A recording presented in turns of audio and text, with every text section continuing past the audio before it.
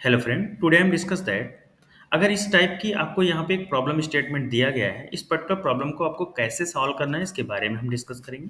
जैसा कि ये प्रॉब्लम स्टेटमेंट में दिखाया गया है, a parking lot in a mall has R cross C number of parking space.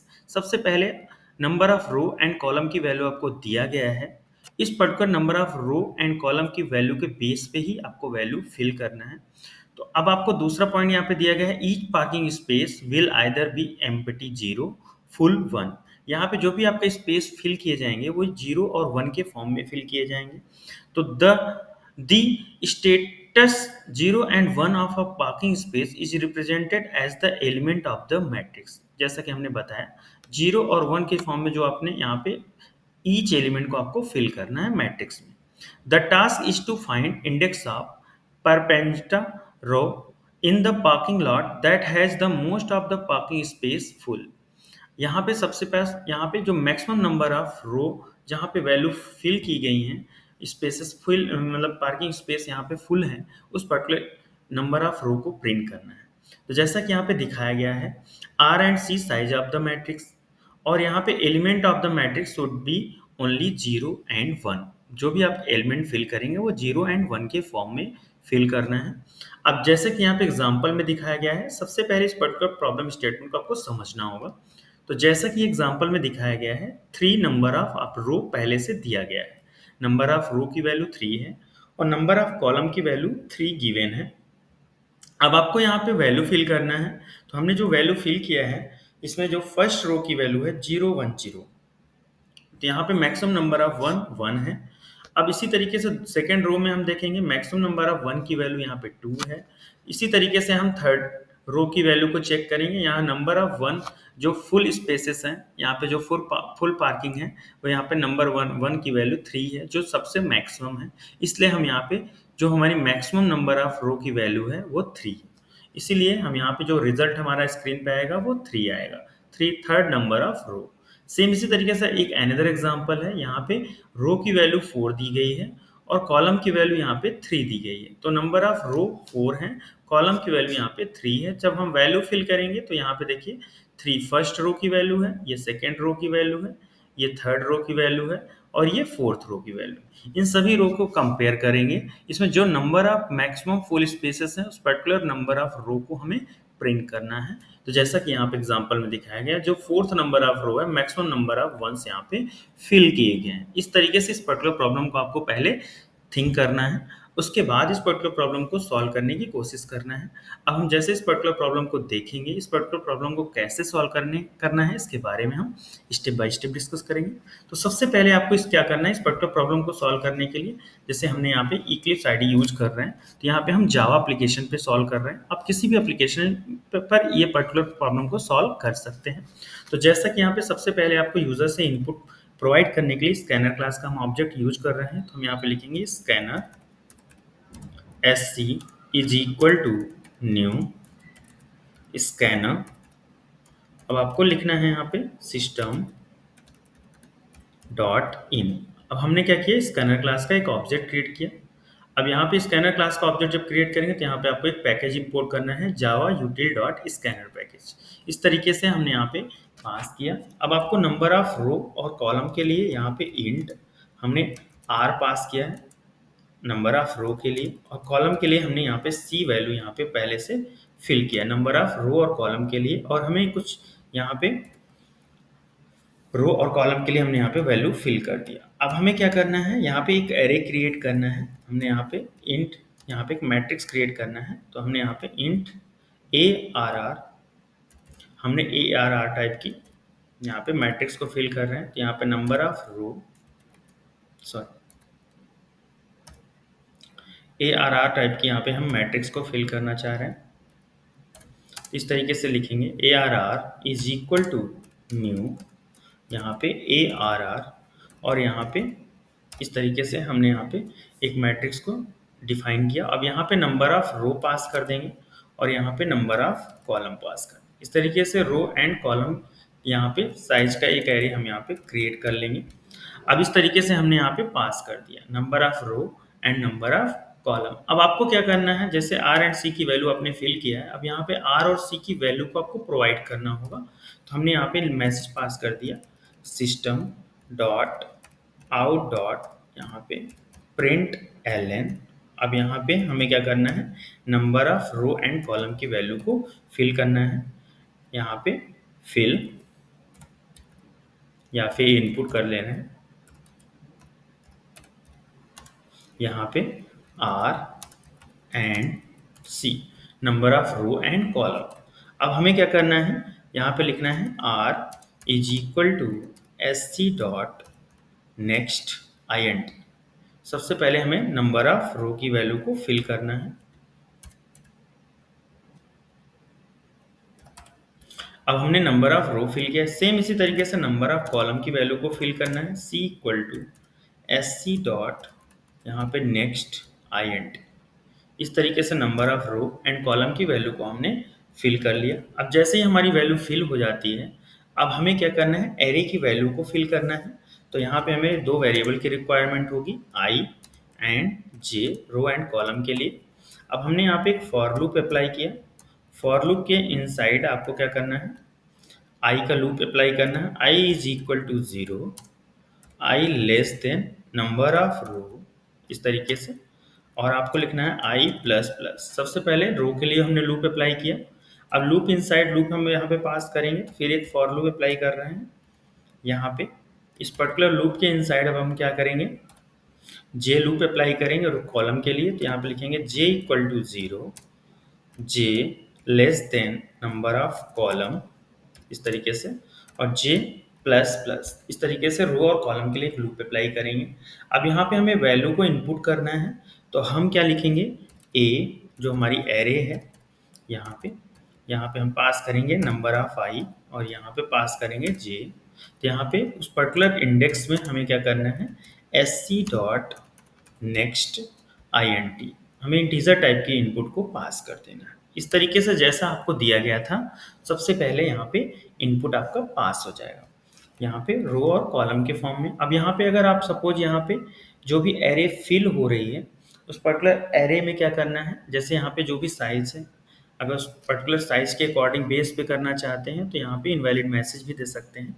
यहाँ पे इफ कंडीशन अप्लाई करेंगे, यहाँ पे ए ऑफ आई जे की वैल्यू अगर ग्रेटर होती है या इक्वल होती है 0 से, and A of I J less then या इक्वल टू 1, देन ये वैल्यू को फिल करना है। तो यहाँ पे एक पर्टिकुलर यहाँ पे इफ कंडीशन अप्लाई करके एक मैसेज पास कर दीजिएगा, ठीक है। अभी तो हम बस ये थिंक कर रहे हैं, यहाँ पे 0 एंड 1 के फॉर्म में हमें इनपुट पास करना है।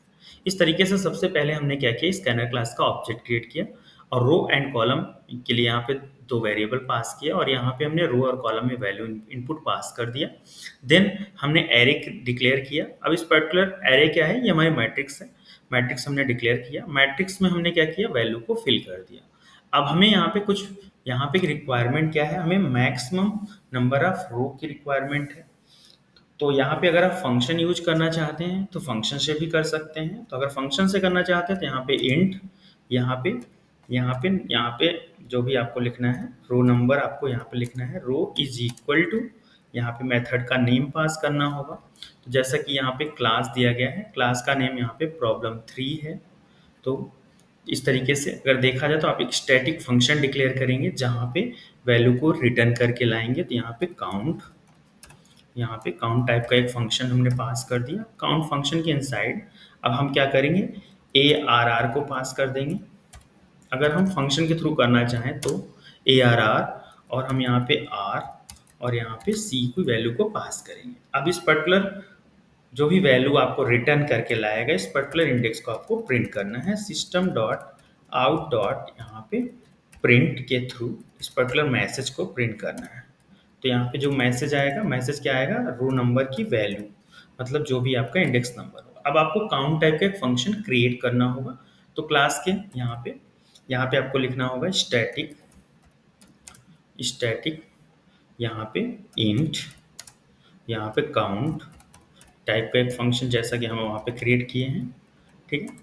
अब यहाँ पे इस पर्टिकुलर फंक्शन के इनसाइड आपको पास करना होगा int A R R type का एक मैट्रिक्स, और फिर यहाँ पे हमें इंट नंबर ऑफ रो और इंट नंबर ऑफ कॉलम, इस तरीके से हमने पास किया, यहाँ पे रो एंड कॉलम।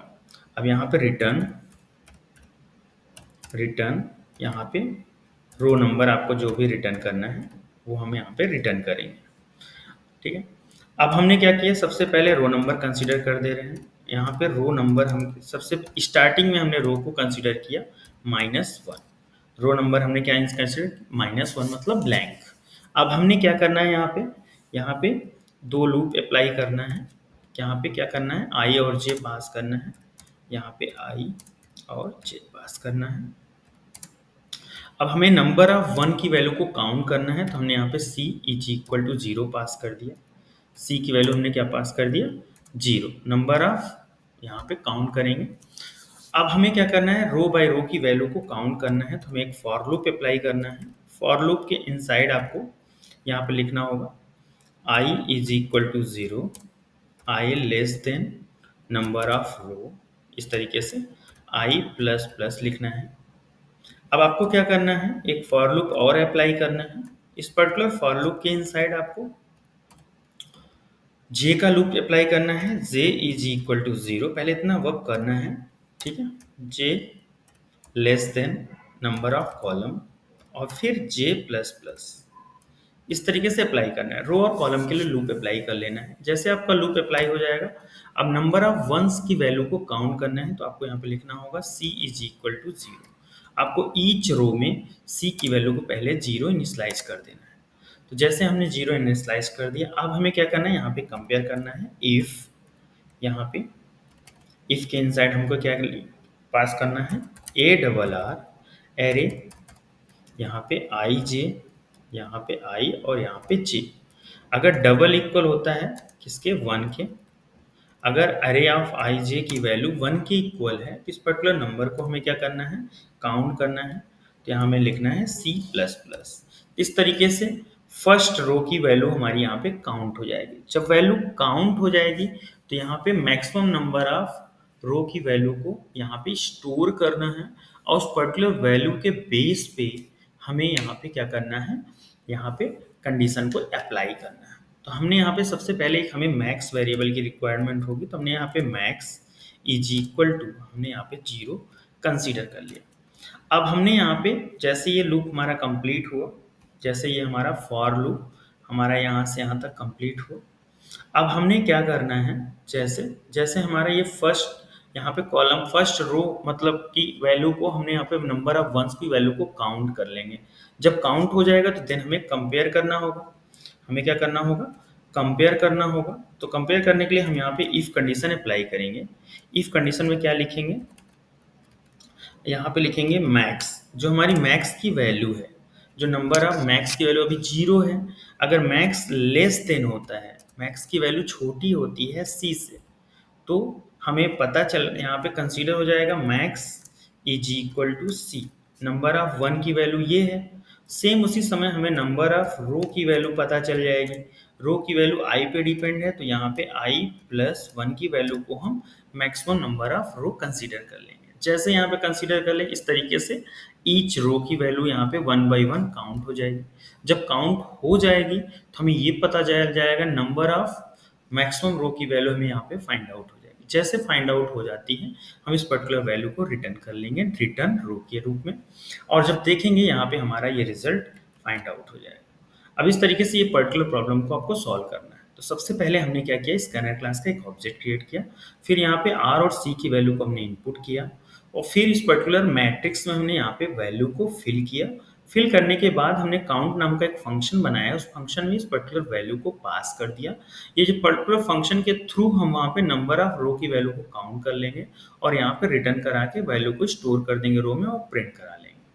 फिर हमने क्या किया, यहाँ पे इस पर्टिकुलर फंक्शन के इनसाइड हमने यहाँ पे नंबर ऑफ रो में यहाँ पे नंबर ऑफ वंस की वैल्यू यहाँ पे काउंट किया ईच रो की, और जैसे हमें काउंट की वैल्यू फाइंड आउट हो जाएगी देन हमने मैक्स से कंपेयर किया, और मैक्स की वैल्यू को हमने सी में स्टोर किया, और देन रो की वैल्यू को यहाँ पे स्टोर किया। इस तरीके से हम आप देखेंगे एक टाइम के बाद आपकी वैल्यू यहाँ पे रिजल्ट शो हो जाएगा स्क्रीन पर। अब इस पर्टिकुलर प्रोग्राम को रन करने के लिए राइट क्लिक रन एज, यहाँ पे जावा एप्लीकेशन, जब आप रन करेंगे इस तरीके से प्लेटफॉर्म आपकी स्क्रीन पर आ जाएगा। तो आप यहाँ पे 3 3 पास कर देंगे, नंबर ऑफ रो की वैल्यू 3, नंबर ऑफ कॉलम की वैल्यू 3।